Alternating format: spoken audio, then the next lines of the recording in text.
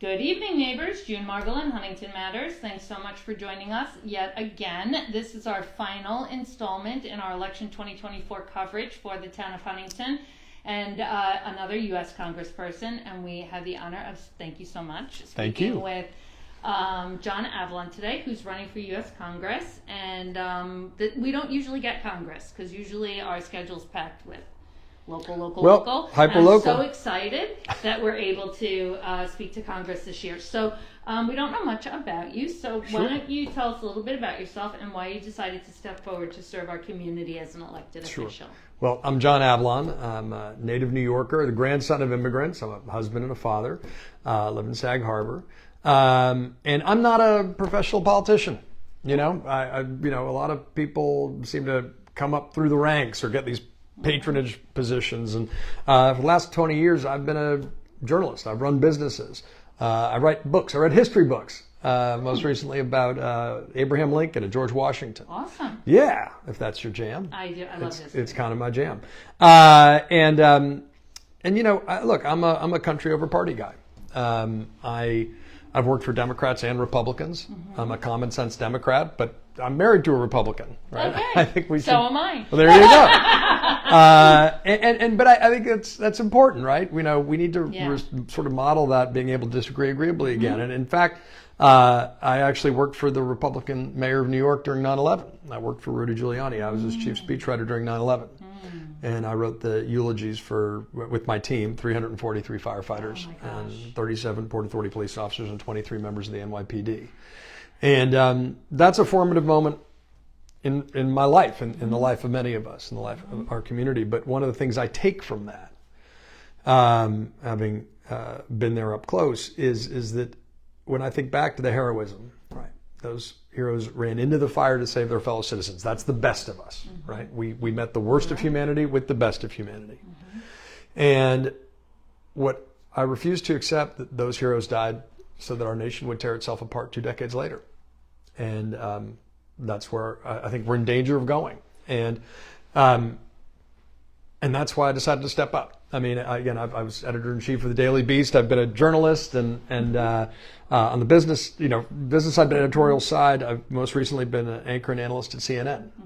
Mm-hmm. But I decided to walk away from that career to run for office now, because I thought this was one of those times in our country's history where everyone needs to step up and roll up their sleeves and do what they can. I didn't want to just talk about this election on TV. It felt, frankly, civically lazy.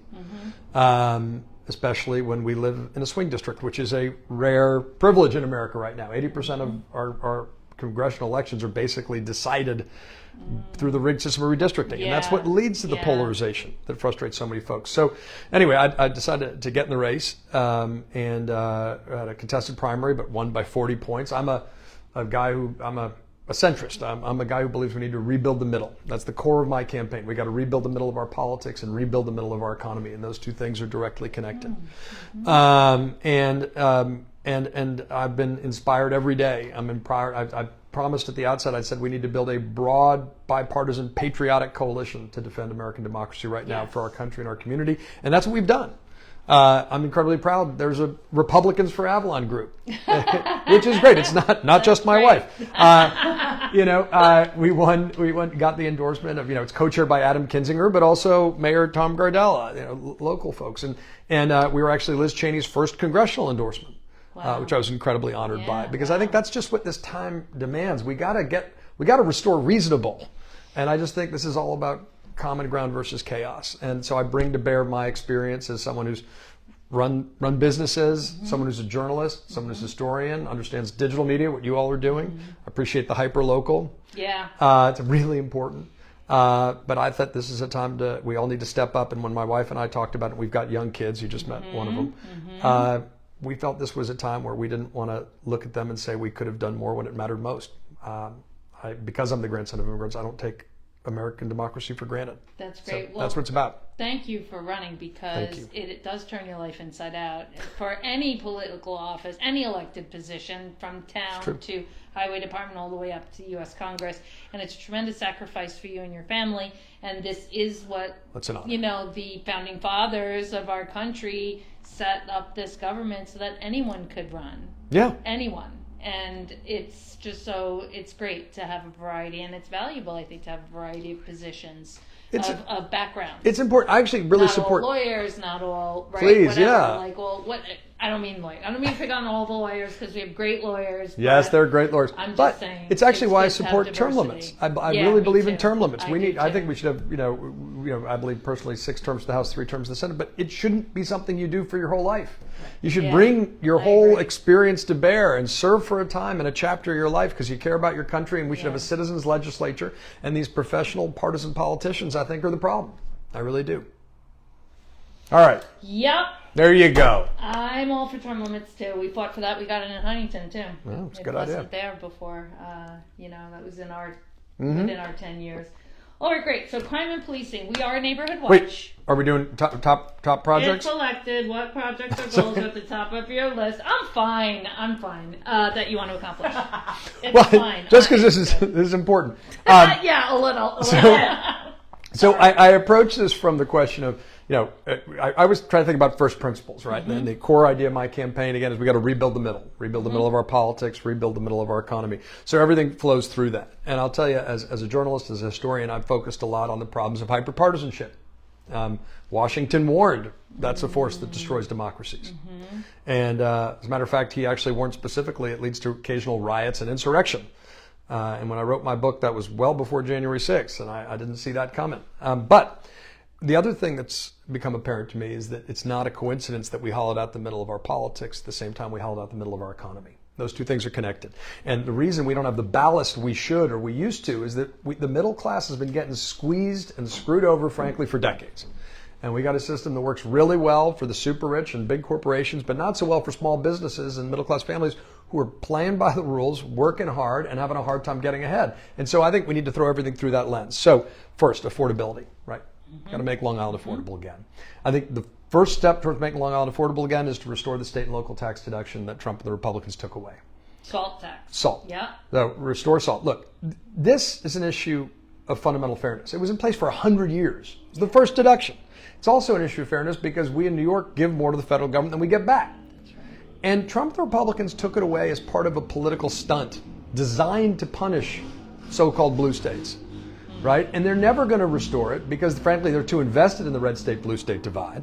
And they've told us. So I would say this isn't only the most consequential election of our lifetimes politically. I think it is economically because no matter what anybody says, the Republican Party leadership, including the current head of the House Ways and Means Committee, which does taxes, has already said, if they get elected, it's not coming back. And that's an average of $10,000 per year here on Long Island. So I'd say, what would you do with that money? Right. Because Democrats are elected, we've pledged to bringing it back. And those Trump tax laws are set to expire in 2025. So we'll have a chance to do just that. But if Republicans are in, it's gone for good. That's a huge step to giving more folks breathing room. And then I would add to that, expanding the child tax credit. That's right. I mean, raising kids, young kids is a countercultural activity. And just giving young families an extra boost is a big deal. So those are two things we can do. Obviously, a lot of the driver also is frustration with housing. We'll get into default housing later. Yeah. I think defending reproductive freedom, it's fundamental. I think it was taken away. And look, I think it's a decision between a woman, her God, her doctor, and not the government, right? We're having, women are dying, right? I mean, we're having a situation where we're talking now, having debates about IVF and contraception. A real pro-family agenda would actually make sure that it's easier to get IVF, right? It's easier to bring kids into the world. It's easier to start a family. A lot of folks aren't having families because the costs are too great. So I think defending reproductive freedom is fundamental, and it's a fundamental difference between my opponent and myself, right? He cheered the overturning of Roe v. Wade. He called it a step in the right direction. He's said he would vote against a second trimester abortions. That's a first trimester, 12-week abortion ban. That's a big difference. I think we need to defend reproductive freedom. Realizing that good people can disagree. I just don't think you have a right to make a decision for anybody else. And also remembering that third trimester abortions are less than 1%. That's always life and health of the mother. So, okay, fine. The third big thing I think we need to do, and aside from the biggest thing, which is we got to strengthen American democracy for the 21st century. That's a whole of government effort. Is we got to secure the border. We got to get immigration reform through. And again, I say that as the grandson of immigrants. Immigration, let's not forget, is the greatest renewable resource our nation has. It always is. Immigrants start new businesses. They make our country better. But it shouldn't be controversial to say we need more legal immigration, because we do for our economy. We need less illegal immigration. Problem is we've broken faith with an immigration system. And so people are frustrated, and that's understandable. And we got to restore faith, and I think we need comprehensive immigration reform. George W. Bush proposed it. I agree. Barack Obama proposed it. Joe Biden even proposed it. And why can't we do this? I'll tell you exactly why. Why can't? It's been like 100 years.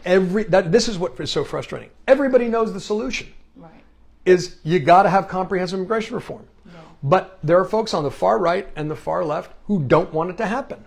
They want to defend a broken system because they can benefit from it politically by dividing and demonizing, or they think it somehow benefits them or some constituency. That's just not the case. In order to make sure we're not dividing on this essential issue, in every generation, we're all of us, unless you're indigenous, is somehow yeah, 100%. We're all immigrants. Nation immigrants we all here. came from immigrants. Yeah. But and that's why when we get at a time where we're demonizing immigrants, it's so destructive.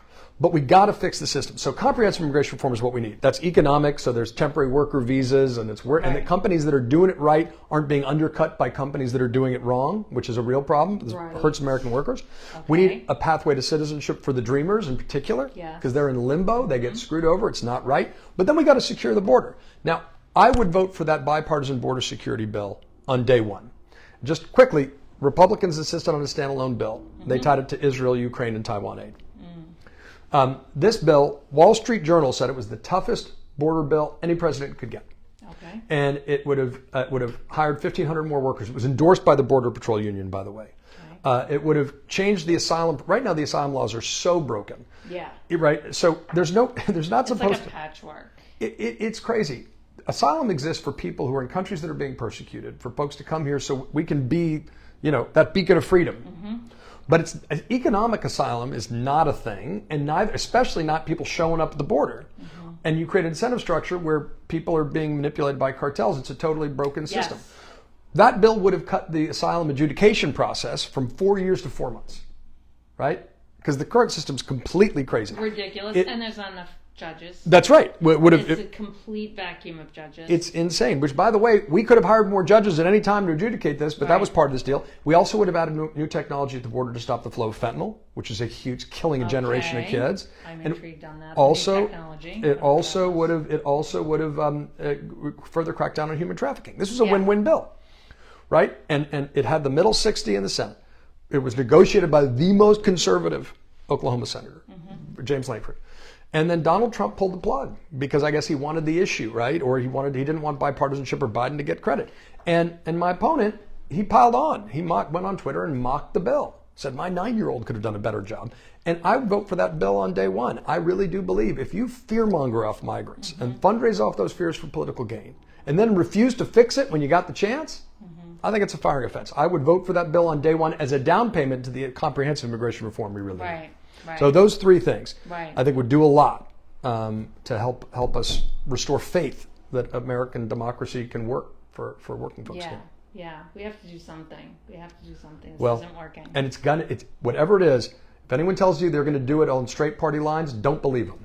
It can't be done straight party lines. Bipartisanship. It can't. I mean, also it's going to be whatever it is most likely going to have to be a multi-year rollout. Yeah, but it's going to have to be a phase. But if somebody says I've got a straight partisan plan, right? But comprehensive will work. That's the crazy thing. The real dysfunction of the system is actually taking the fight straight and being like, we're going to stand up against the far left and the far right and finally get this done. Right. But if we need down payment on the border security, I think that's worth it. It's important. I would front load it. That's fine, but anyone comes here selling you like, oh, I've got a straight partisan bill that would fix it. Don't buy it. That's not the way it's going to work. We have to get back to solving problems by working together across party lines. Absolutely, 100%, 100% on working together. So we are a neighborhood watch. We formed 10 years ago after violence and crime in Huntington Station. We've had meaningful change working directly with our police precinct that spread through the entire department. And it's basically opened up transparency department-wide between neighbors and their police, and also changed actually our actual neighborhoods. So we know the value of neighborhood watch. So crime and policing is at our top. We're very involved with our local police force, and we also advocate with our officials to make sure that they have what they need to protect us. So what measures would you take to reduce gun violence? This is a problem here in Huntington as well. Well, gun violence is a problem here in Huntington and across the country. And days after I got in the race, I got a call from Michael and Linda Schulman. Mm-hmm. And Michael, we lost Yes. a few months So ago, and sad. he was a great man. He And was. he called me right out of the gate and he said, "We're with you." And they, of course, for the folks who don't know, lost their son Scott in Parkland. I can't tell you how many mass shootings I covered as a journalist. Yeah. We are in danger of getting numb to them, and we shouldn't accept that as normal. One of the things that Michael and Linda really hammer home is that we have supermajority agreement for common sense gun safety and violence prevention laws. We have a Second Amendment in this country. Right. I have no problem. I enjoy shooting clays every now and then. Ronald Reagan used to say, you don't need a weapon of war for hunting, sport, or self-defense.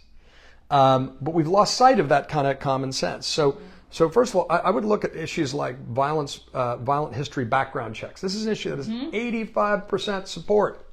Why can't we get that done? If the American people agree on 80% of something, that's a problem in our politics. Right? So I think you front load those areas where we agree on. My opponent has said that he's advocated lowering the age to buy AR-15s. I just don't think that's common sense. Because make it easier for younger kids to get their hands on weapons of war, that seems like a problem. And especially at a time where people are putting I saw an article in the paper over the course of this campaign where they're selling backpack inserts that are bulletproof for kids with turtles on them. You've seen this? Yes. We just shouldn't. Oh my gosh. It's real. It's And so there's a lot we can do consistent with the Second Amendment, but we need to actually get back to, again, where there's supermajority support. And by the way, I'm a very tough on crime guy. I mentioned I worked for Rudy Giuliani. I was there, broken windows theory policing works. It does. Quality of life policing works. It does. And it's got nothing to do with stop and frisk and plain clothes. It's got everything to do with making sure, as Neighborhood Watch does, if you see something, you say something. Yep. The whole idea of broken windows theory is that if you allow civic disorder to fester, it creates an environment that encourages more lawlessness. Correct. And this is something I know chapter and verse, and I believe in deeply to the marrow of my bones. I'm incredibly honored to have the support, for example, of former Suffolk County Police Chief Rodney Harrison, because he gets it too. So this is an area where we can't make public safety partisan. It's not. I think we got to work with law enforcement closely to get illegal guns and drugs and gangs off our street. And I've committed a monthly meeting with law enforcement as well as labor. Like, we got to have just regular meetings so there's a constant open door. And I think the most dangerous thing we can do is buy into this idea that public safety is partisan. It's not, it can't be, it shouldn't be. And I condemn the folks on the far left who back the world's worst political slogan, defund the police. Yeah. There were only 7 of them in the House, but they couldn't have been more wrong. And by the way, the folks on the far right who voted to defund the police. I was knocking on doors in Smithtown, and an FBI agent answers the door, and he's like, look, they just voted to cut the FBI 6%. It's going to hurt my ability to do my job. They wanted to cut the cops program. Yeah. A group that my opponent is a member of, the Republican Study Committee, said we should cut the cops program, which funds local law enforcement. So I'm sorry, I'm not a defund the police guy. I'm the opposite of that. We got to refund and make sure they're working together. And so I feel very, very strongly about this. Good. All right, opioids. Yeah, how do you plan to address the opioid epidemic and substance abuse problem in the nation? Our community. But our community. affects us very closely. All of us. We had 20 times more deaths from fentanyl. I'm going to say poisonings, not Yes, overdoses. it is poisoning. It's a poisoning. You are correct. In 2023 than we did homicides in Suffolk County. Yes. 20 times. What the heck? Yes. This is being shipped overseas, the chemicals from China, being put together by the cartels, brought over the world. It is killing a generation of young Americans. It is almost designed to do that. And I've worked closely with a guy named Kamal Burwani. I co-authored an op-ed column with him in the Daily News. He lost his son to a fentanyl poisoning, just graduated from college, was going to law school, was at Mohegan Sun. Someone gave him some drugs. The guy was on the ground 10 minutes later. And that story is far too common. We're losing 200 people a day, and this is the crazy thing. If we had an airliner crashing every day in the United States, do you think we'd think it was an urgent problem? Do you think it would get all the headlines? Yeah. But this has Very been going good on, analogy. and it hasn't. That's just the numbers. So it needs to be a whole of government effort. Now we're starting to see the numbers, very but you know, just the beginning. Yes. But it needs to be a whole of government effort. That's why having better technology at the border to track the flow of fentanyl is critical. I would also do two other things. First of all, if a drug dealer knowingly sells fentanyl, sells drugs with fentanyl in it, I think they should be considered accessory to murder. I think that's manslaughter. Yeah. Accountability. People respond to accountability. If you are dealing drugs that have fentanyl in them, you are accessory to murder. Full stop. And if that's a federal, then that's across the board in every state. It's not a state issue anymore. I think, yeah. It becomes a humanity. Yeah, because look, this is the problem with some of these different gun laws in different states is people bring guns from over the border, right?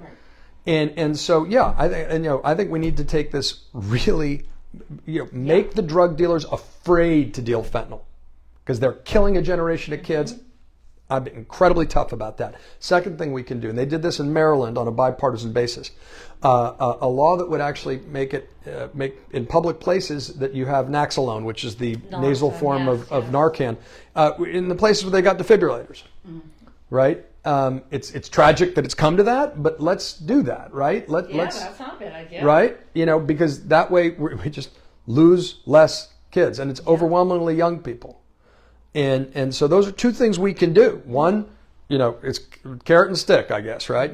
Get even tougher. First of all, make sure we're securing the border with the technology, but then make the drug dealers feel that if they are dealing drugs with fentanyl in it, that they're going away. And second of all, make Naxalone and Narcan more available. I think those are concrete things we can do. Very good. On a bipartisan basis. Yeah, very good. Right. Okay, economy and taxes, the other very popular topic here. How do you plan to promote economic growth and job creation? Sure. Look, I think that the reshoring of essential manufacturing with things like the CHIPS Act can help. Now, Long Island's manufacturing economy used to be 40%, now it's around 5%. I believe that we grow our way out of a lot of our problems. And I think things like the infrastructure bill and the CHIPS Act, making sure that Long Island gets our fair share, is an important piece of the puzzle, and make sure we're attracting new businesses. And I'm not cynical about this because look at what happened to Micron up in Syracuse, right? I mean, we can do more. I'm actually incredibly excited about the opportunity to make Suffolk County the premier sort of incubator of clean energy technology. And if you look at the work being done at Brookhaven National Labs and Stony Brook, and then they're building something called Discovery Park, which is set up to be an incubator for new businesses off this clean energy technology. I think that's a way we we address climate change by innovating our way out of it, but we can make sure that we're the engine of that driver, right? We need to be leaning in to technological change and then getting the training, vocational schools and apprenticeship programs to help develop good new jobs, often union jobs in those new emerging industries. Because that's you gotta make change your ally, not your enemy, and not look backward but look forward. And we got to make sure we're getting those whether it's the essential manufacturing dollars, the infrastructure dollars, because we got to put everything through that prism of how do we lower the cost of living, improve the quality of life, making sure they're good jobs here on Long Island in emerging industries. That's a key way to do it. And I think you do that. You got to make sure with taxes that, for example, I think the loopholes get put in by big corporations. I think small businesses need a lot more support from the government, much more than big businesses. Big businesses can afford a phalanx of lawyers and accountants. Small businesses can't. There should be less regulation and more streamlining for them. But when it comes to incubating new businesses, making sure that R&D is always a tax credit. Research and development. That's the kind of investment in to be a tax credit. Well, it already is a tax credit, but that's one that you need to make sure you preserve. And we just got to be aggressive about it in New York. We got to lean into the future. In general, New York State is too highly taxed. This is just a fact. It is. It's one of the reasons we need the state and local tax deduction back. We're hemorrhaging our business owners because of it. That's right, but we can't pass that. They're creating the economy, so we got to create an environment within which they can thrive. Yeah, very good. And then the salt tax cap, we talked about it. We didn't talk about what it is. If you want to just do like a 30 second. So back, salt? This is salt in our wounds, right? I mean, this is a big deal. I was talking to a woman the other day who she and her husband bought a house, and they did the math, and they figured the state and local tax deduction, which had been in place for 100 years, was part of their calculation. And then they changed the law to punish us politically Let's be honest about that. Right. And she's like, I had to go get a new job. So the SALT tax is Sorry, where you can deduct your entire property taxes off of your tax liability with the federal government, Correct. and now there's a cap at $10,000 maximum deduction. Right, which is crazy. Which is crazy for us in Suffolk County because we all pay more than $10,000 in our tax, or a very large majority pay that. Yeah, and in some our folks taxes. pay more, and then there's So know. we're losing because we're Correct. losing the ability to have that deduction, and that's kind of a universal. Every one of our candidates is fighting voraciously for that, which is great. Which is because great. We need that. Which We is need great, it. but just reality check And here. whoever hits the ground, they're going to be running towards repealing SALT. Well, So but reality check. First of all, the expiration of those Trump's tax laws gives us the opportunity to bring it back. But you do have to keep in mind that one party said they're going to extend that stuff in perpetuity, and the other party says they're going to bring state and local tax deduction back. So it's not enough to simply say you want to do it. The party you put in power is going to be in a position to do what their leadership says, and one party, Democratic Party, says they're going to bring it back as a top priority, and the Republican Party, which took it away, said it's not coming back. And so that's just a qualitative difference. Yeah. If people can say whatever they want, and let's take them at their word. But what the party intends to do is more important. Okay. Yeah. All right. Housing.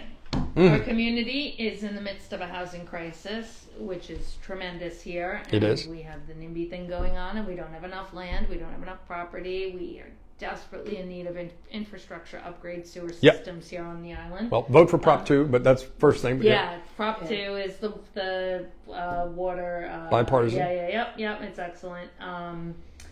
So basically, we're in the midst of a housing crisis for all ages. And what ideas or plans do you have to address this problem?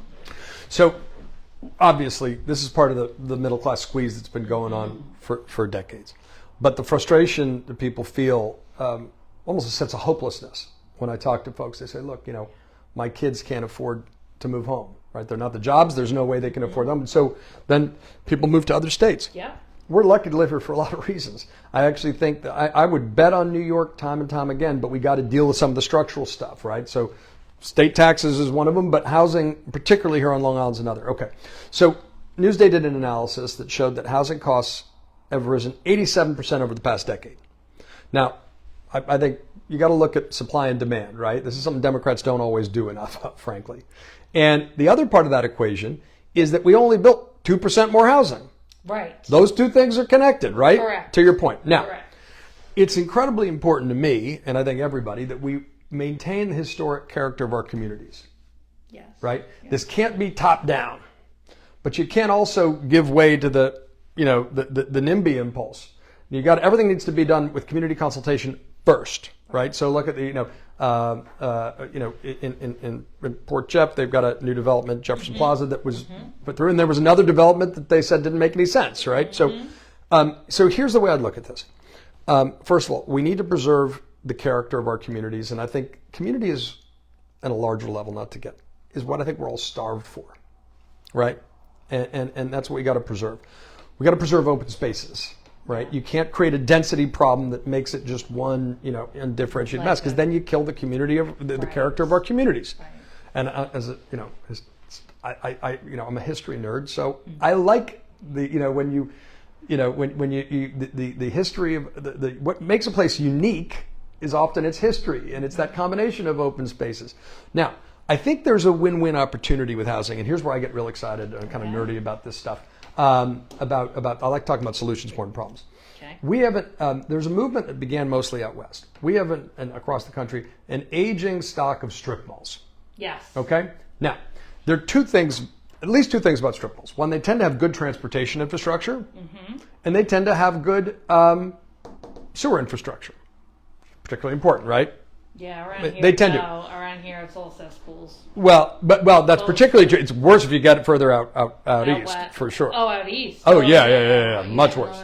Much worse. Yeah. So, but the point being is, this is already land that's been developed, but it's underutilized. Yes. And you've got an opportunity to create pop-up communities and make those more vibrant spaces.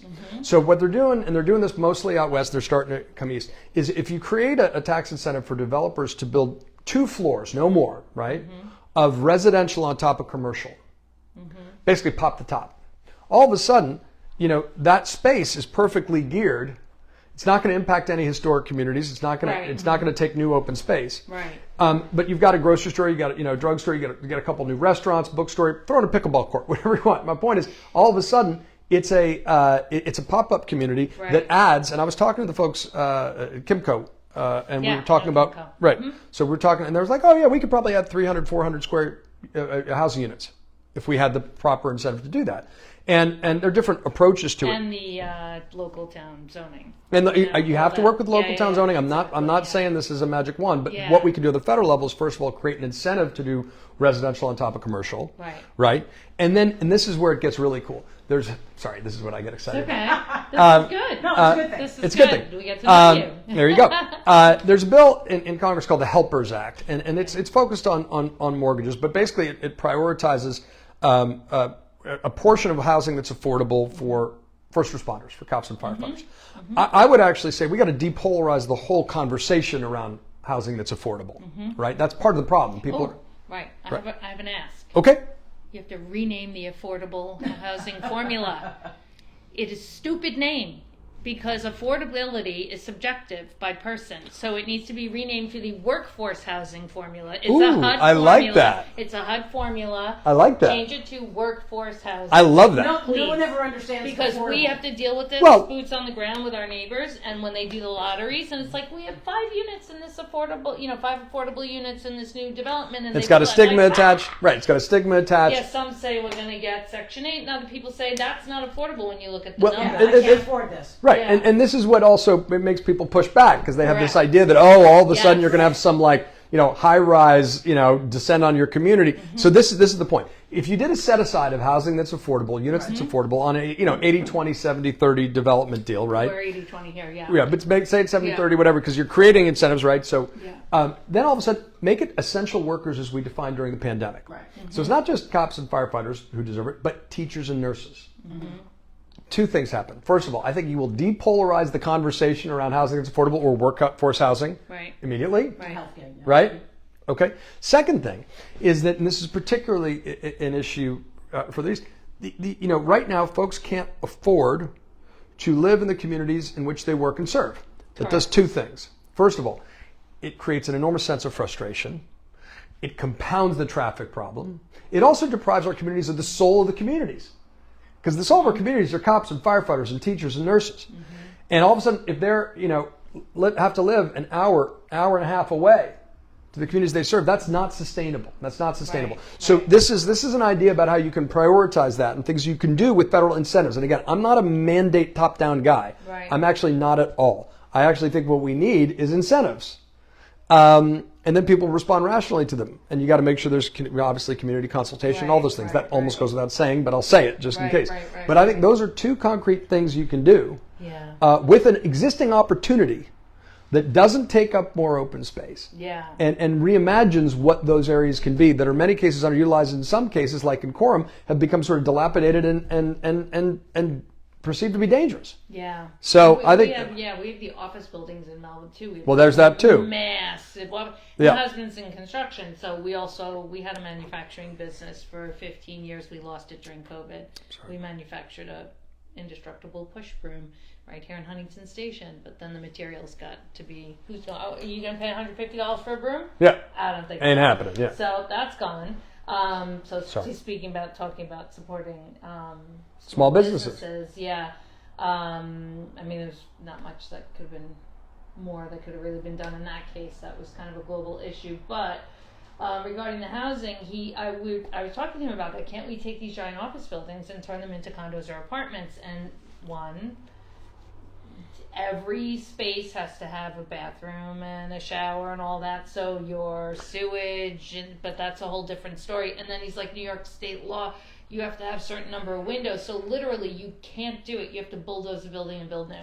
So first of all, I mean, What that in that setting? in that setting, in right. that setting, strip mall setting, that could work. That could work. We could do this. C6. Yeah, right yeah, Here, we have that. and again, though, let's get creative again, right? Yeah. In some cases, it may make more sense to bulldoze Yeah. down, but you've got again, make change your ally, not your enemy. If you incentivize it and then that takes away some of the expense for a developer. Well, that's right. That would be better. And it takes advantage of an existing. You're not taking more open space. It's an existing property that's underutilized. Yeah. Reimagine it. Yeah. Reimagine it. Yeah. So That'll create new businesses. That'll create. Exactly. Net positive. Exactly. All right. Exactly. Very good. There you go. That's a good conversation. I like that. Veterans. Yes. Our Northport VA. Yeah. Do you know about our Northport VA? Of course I do. Okay. It's in terrible disrepair. Yeah. The staff, fantastic. The workers, excellent. The physical building, it's in such bad condition that they need help. They're desperate for help. And whatever the process is, it's taking forever to get them anything. And they actually had to cut back on some services, the mental health services. Like they had to close a whole wing because it was so the worst thing to do to our toxic. veteran community. Exactly. So our Northport VA is in terrible disrepair, impacting the quantity and quality of healthcare services for our veterans. The rates of suicide among veterans is staggering, and there's a lack of housing for them. So, along with your first responders, put your veterans in that 20%, please, and the disabled. Let's see. How do you plan to address these issues? So, not that I didn't just hand that to you. Like, here you go. There you go. Well. So first of all, that requires investment, and so when sometimes people talk in a really cavalier way about, we should just cut the federal government 20%. Pay attention to who gets screwed, and this is about the duty to care, and it's about also making sure the veterans, we're delivering for them the way they deserve. And so you're talking about Northport VA in particular. Project 2025 actually has a provision which goes off a study that was done at the VA that called for shutting down the emergency room at Northport and making folks go to like Queens and the Bronx and Connecticut. Yeah. Oh, I remember that. Yes. That was Yes. Do you remember that? That was a couple of years ago. So again, keep your eyes wide open. We need to be doing the opposite. Yeah. Right? Given we have an incredibly high percentage of veterans here in Suffolk County. We do. One of the highest in the state. We do. And we need to make sure we're servicing them better, not worse. We're adding. So first of all, there's operational costs, there's capital expenditures, right? So we need to make sure we're getting that facility up to what it could be. And that means, and the Office of the Bureaucracy at the VA is resistant to change, right? I mean, we should be adding to telehealth, not cutting telehealth. You need to be adding mental health services, not cutting mental health services, particularly with a population that has a higher suicide rate than the national average. And my friend Seth Moulton, member of Congress, helped introduce a national call line for people in mental distress, removing the stigma, but it's particularly an issue like this is a full court press. Yeah. And we need to remove the stigma and make sure the services are available. And we need to make sure we are building and got the dollars to actually make Northport what it should be, which is a place that respects the service of our veterans of the totality of their health, not cutting, allowing dilapidated stock. And keep your eye on that portion of Project 2025, because they'll tell you whatever they want for an election, but they're specifically citing a study that targeted Northport, and I just think that's the exact wrong way to go. And the homelessness among veterans. We have programs that we do. And charities. Those are all, but not Beacon House, not they're underfunded. Not just right. That's right. They're not just charities. They're funded by the federal government. Yeah, they're underfunded. One of the things that's being targeted in that budget proposal is, on Project 2025, is a lot of those provisions for making sure we're addressing the threat of homelessness among our veteran population. Particularly for women with young kids. So keep your eyes open. We need to do the opposite, not empower that kind of agenda.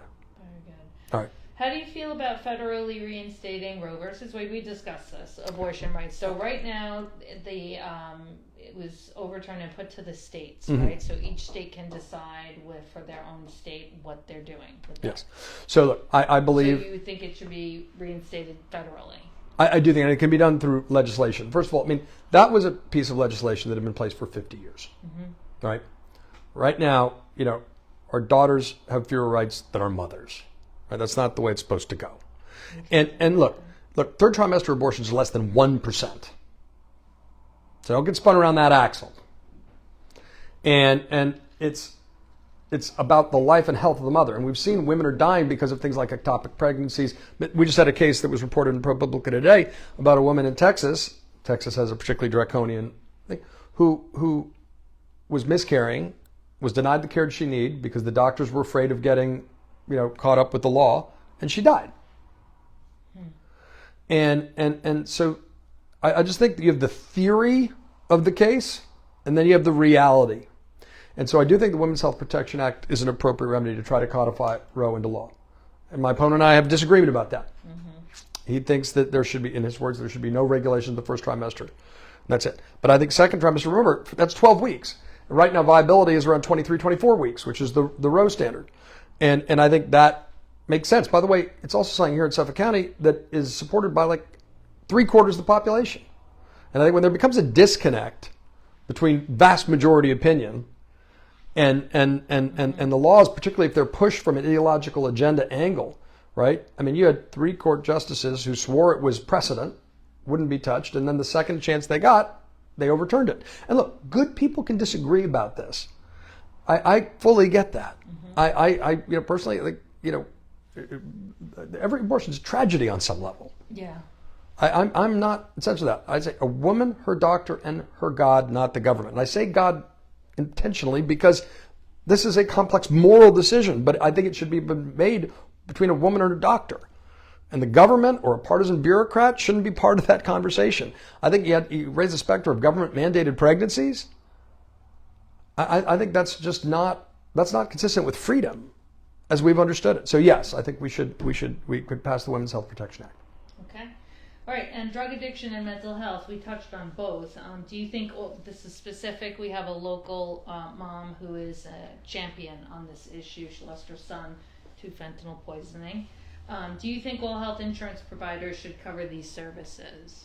So yes, there are health insurance obviously providers that do not cover. They don't, and we all of us have been affected by this. It has to be mandated. It has to be covered. Well, and just today, Speaker Mike Johnson, Republican Speaker, said that if Trump was elected and the Republicans kept the House, that they would try to overturn the Affordable Care Act again. Right? Particularly coverage of pre-existing conditions, which is the greatest thing it did. There are a lot of unintended consequences. We have more people insured, but the deductibles are too high and the premiums are too high, and that creates another burden on small businesses and families. But, for a long time, people may have forgotten, because it's been a decade, that if you had a pre-existing condition, you couldn't get insurance. That's true. And New York State, our insurance was so high. And I have family in Arizona. They moved out there. My mom it was a bad situation. She's had asthma her whole life, and she had to try and get insurance out there. And it was very difficult. It took a long time. They had to have like catastrophe insurance as a bridge until they had residency. And that's for asthma? Period of time. Yeah, she had serious So asthma. I had asthma as a child. And yeah, but thankfully New York has always, it's on the books for New York State, pre-existing conditions. They can't take that away. Right, but right now you can't also purchase insurance across state lines. There's ways we can. But let's just talk. You asked about drug addiction and mental health. Yeah. So this is something that I don't think there's a single family that hasn't been touched by at least one of those. Certainly extended friend circles. And so when there's someone having a crisis, and even if they're trying to get treatment, often they can't because the insurance doesn't cover it, or the insurance doesn't cover this kind of stay they need. There used to be a PSA about depression. It said, when your soul has a cold. And look, we need to make sure those things are covered. And right now, I think the problem is the insurance companies are sort of the center of a lot of our doctor-patient relationships. And really, we need to actually put much more of a focus on doctor and the patient and less on insurance companies. But covering pre-existing conditions shows how that, you can take action, right? And in some cases, we actually, as we've learned with the prescription drug coverage that is going to kick in next year at $2,000 a year for seniors, which is part of the Inflation Reduction Act, which my opponent wants to repeal, I've said so repeatedly, that actually saves the government money. It saves seniors money and it saves the government money. So there are times we can take action and actually it's a win-win. But covering drug addiction and mental illness, that should be part of basic coverage, or at least a secondary coverage that people can buy into without, going bankrupt. And too often, people live in fear of getting a serious illness and getting bankrupted. We spend more per capita on health insurance than any other industrial nation, and we have worse outcomes. That I do not support single-payer health care. I want to be clear. I don't think it's practical in the United States. But that spending more and getting less is not a sustainable outcome, and absolutely, mental health and drug addiction. And the mental health workers, the way the scale is right now with insurance companies, there are so few that participate with insurance companies now because the compensation for them is so low. It's like $10 a session if they're lucky, and that money's going somewhere. Right. So they don't participate. So now that means that you may have these excellently qualified people in the community, but that's a barrier to access for the help that you really need. And then you get tiered systems where people, Right. And then you end up having to go far outside your area because the only one that participates is in, whatever, Or not 40 miles or not get help. 40 minutes away, or you end up not getting help. And if you for don't get help, children, this is a tremendous issue too because the pediatric choices are just they're not even there. No, and They're look, not even this there. is about a duty to care. Right, and I don't fault the provider because literally you can't even stay in business if you take this insurance, right? Because the insurance rate that they pay you is so low. Well, and look, insurance companies are doing quite well. Right. And so and that I'm needs not to be I'm not fixed. like a blame the finger, point the finger and blame them kind of guy. But we got to find ways to make sure that it's working for working families. Right. And if you can't afford mental health services, drug addiction when someone in your family needs it, if you delay that, the problem's getting worse. And sometimes they'll even tell you come back when it's worse. And you're like, well, or the only option is institutionalization, which is more expensive and probably doesn't apply in many cases. So we need a system that sort of fits human beings where they are, and takes the stigma away. Because if someone can kick drug addiction or depression, they can be enormously positive role models and contributing members of society. But if they can't, then they're in a very dark place that can only get worse before it gets better. Okay. All right, so we have major flooding issues. Yes, we do. From rain here in Huntington, mud in people's basements, people that aren't even in the flood zone, and they're getting completely wiped out. What solutions do you propose to manage it? That's something we could use federal help with. Sure. So there are a couple things we can do and we need to do. So after we had the rainstorm that wiped out Blydenburg Lake. Did you see that? The lake? Of course I did. It's I was there the next day. Yeah, no. Oh my gosh. It's horrific. And that was not a named storm. We're having 100-year rainstorms a couple times a year. If you're talking to folks in Port Jeff Fire Department, they're like, oh, we're getting flooded 3 times a year. Right? I mean, it's not sustainable. So there are a couple concrete things we can do. First of all, the Inflation Reduction Act, that, again, my opponent wants to repeal, set aside billions of dollars to help improve coastal resilience, because that's part of the problem, coastal erosion. Then there's the flooding. There's a program called BRIC, and basically what it is, I propose we should do $1 billion set aside to make our properties more resilient beforehand, right? Not just wait for a disaster. Why? Because it actually makes more fiscal sense. It is 6 times more expensive to fix something after it's built, than to make a property more resilient before. In addition, I have proposed that we should make it tax deductible for families or small businesses to make their property more resilient. Right now, if you have a coastal erosion problem, it comes out of your pocket. But it's actually the right thing to do. Or if you're making your property more resistant to flooding, that should be tax deductible. Right? No problem. Sorry. So I think that's something we can do. Another thing we should do is pass the Disaster Assistance Fairness Act. Okay. That Steve Israel back in the day was a big champion of. It hasn't passed yet. I would sign on to it. And basically that would allow condos and HOAs to be covered by FEMA disaster funds. I remember visiting an HOA, a condo actually in Port Jeff on day 2 of that rain. And the rock and mudslide you wouldn't believe. It was massive. And yet, they're not covered. Now, President Biden actually signed disaster relief, but we need to make our properties more resilient now. Why wouldn't that be covered? Why wouldn't you cover It's them just as a dwelling? it's just a function of it's a carve out that was created, and it needs to. Weird. It's weird, and it's not equitable, and it passes the burden on to those places. Yeah. So again, we need to take this seriously. Look, flooding, coastal erosion affects all of us. We have been on the back foot because of decades of climate change denial, And it doesn't give a damn what political party you belong to. And with 1,000 miles of coastline, we can lead on this issue. We should be able to lead on this issue. But what I would caution everybody against is the kind of greenwashing of the issue, where everybody says, you know what, of course I care. But then the party in power wants to repeal the funding we've already put in place to help make progress on this issue. So we got to get real about it. Yeah, and then we met with Andre Sorrentino, our Department of Highways, and after the storms, and he was saying that some of the rainwater catch basins are like 100 years old.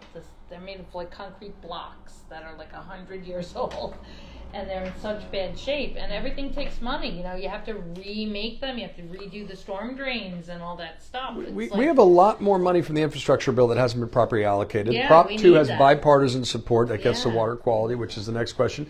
But I mean, you know, this is stuff, you know, remember that if we get back in the business of building again, that's good for the economy. Yeah, it's good for our community. It's good for resilience. Let's do it. But Suffolk County gets perpetually screwed. We do. And that's why we need to make sure we're getting, you know, members of Congress who can deliver and aren't putting forward a party that's focusing on cutting. You know, look, we need to deal with deficit and debt. That's a big issue. But it can't come out of our abilities to have, like, you know, if the job of government is to create a strong, stable structure within which people can live their lives to the best of their ability, you know, there are things we can do, and a lot of them are win-wins. Water quality is the next one, and those are connected. Water quality selection, water quality environment. Share what you plan to do in this area. So look, you know, this is such a huge issue for us on every level. First of all, we're dependent on aquifer. We've seen environmental related, what we believe to be are environmental related illnesses, particularly a problem here in Huntington, because some of the industrial areas weren't properly cleaned up. They said they were. We've done sort of mitigation in places like Lawrence Aviation and Port Jeff Station, but you know, we're dependent on aquifer. We need to preserve our water quality. I think the Prop 2, again, everyone should vote for that, to my mind. Yeah. It's a step in the right direction. But this has an impact on our health, on our lives. And so I think the first thing, you know, the committee I most want to serve on is Transportation and Infrastructure, with a subcommittee on water resources and the environment. Talked to Tim Bishop about this, who was our, you know, served for 12 years, was our congressman before Lee Zeldin. And I think that committee does more to address quality of life issues and environmental issues here on Long Island than any other. Yeah. And water resources and the environment in particular does the most to combat climate change. But we do really need to make sure we're laser focused on clean water and protecting our aquifer. That requires investment. And we've made progress in some areas. The Sound is cleaner than it was. It is. Funding's been flat. But we've made progress. We can make progress when we work together. But you know, Suffolk County, the environment's the economy, and the economy is the environment. Water quality affects all of us. It is an issue of health. Yeah. And we need to take it seriously. And there are also things we can do with conservation, like smart sprinklers and other things. Great. All right. Border and immigration. We're almost there. About that. I mean, look, if you have a hard stop and you I do, but no. The last two, I'm leaving it up to you. It's totally your choice. I want to make sure I answer your questions. I apologize if I've gone long. So border immigration we really already discussed. No, it's fine. What are your proposed solutions for managing the border crisis specifically? So we did talk about pass the bipartisan border security bill. I would vote for that bill on day one. Bipartisan bill. Wall Street Journal said it was the toughest bipartisan border security bill anyone could ever get. And anything that passes has to be bipartisan. Don't believe anyone who says, I've got a partisan solution to this problem. It's never going to work. We need comprehensive immigration, but we've got a crisis at the border. We've actually seen the border crossings going down since midsummer, but it's not sustainable. Yeah. But it's not sustainable. We need a comprehensive solution.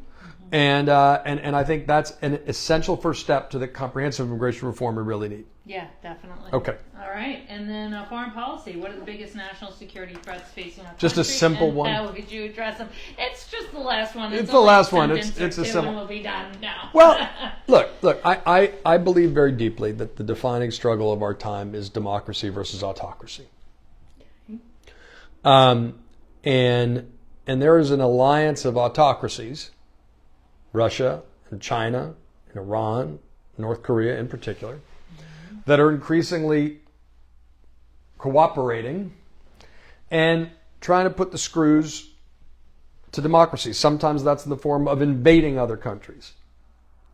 Sometimes it's about using digital disinformation to undermine our ability to reason together. In any case, that's the prism through which we need to look at everything. And America has a responsibility, historically, but still today, to be a leader of democracies. Things like we did after the Second World War, when we won the peace finally by creating things like NATO and the Marshall Plan. Multilateral security agencies, basically a fancy way of saying you have a bunch of democracies, big countries and little countries, binding together so that big countries can't invade the smaller countries. Because that's the pattern. A couple lessons you learned in grade school. Bullies only respect strength, and weakness invites aggression. But Donald Trump has tried to undermine NATO consistently, and he's never said a bad word about Vladimir Putin, and instead he says, Vladimir Putin can never do whatever the hell he wants. I think that's incredibly dangerous because he's not going to stop at Ukraine. Right? He's not going to stop. And so I think that's one of the fundamental stakes of this race. Not only, future of Ukraine is in the balance, but it's about what happens next. Right. You can't reward aggression. You need to respond with strength. And you need a multilateral organization doing that is the best guarantor against greater war. Mm-hmm. It just is. So we need to combat digital disinformation pumped in from overseas. We need to be tough on Iran, which is a proxy war, which, from October 7th, like the purpose of American foreign policy is to stand up to tyrants and terrorists and to strengthen our fellow democracies. And right now, we got to recognize that autocracies have been trying to meddle in our domestic affairs. We've seen them pushing talking points through social media that is designed to divide us and make us more dysfunctional, to rob our ability to reason together. And there's an active effort to undermine things like NATO. And I think you stand up to Russia. I'm old enough to remember when Republicans stood up to Russian aggression. I'd like to go back to that. On a bipartisan basis. Yeah. I think, as a member of the 9/11 generation, I think a lot of us represent kind of a broad continuity of foreign policy posture from Harry Truman to the Cold War liberalism of JFK to Ronald Reagan. That basically, all that's where we should be.